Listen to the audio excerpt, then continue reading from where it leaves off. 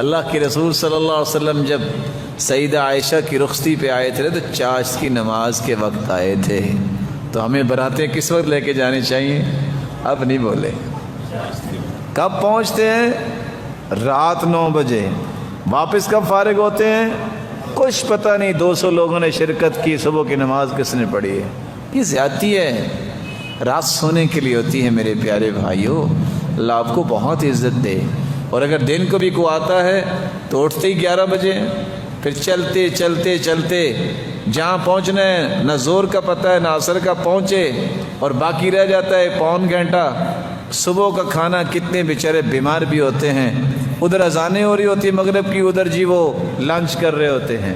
اب یہ تو برنچ کا وقت بھی نہیں رہا جس پہ آپ لنچ کر رہے ہیں، پھر وہاں سے بھاگم بھاگ گئے، کچھ پتہ نہیں کس نے نماز پڑھی ہے کس نے نہیں پڑھی۔ معمولات اپنے سیٹ کیجئے، یہ اللہ کا نظام ہے۔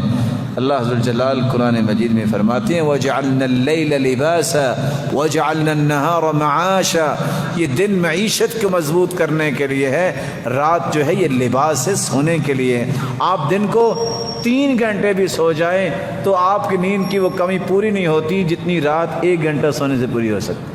تو کون کون ساتھی جن کی ابھی شادی نہیں ہوئی؟ ہاتھ کھڑا کریں۔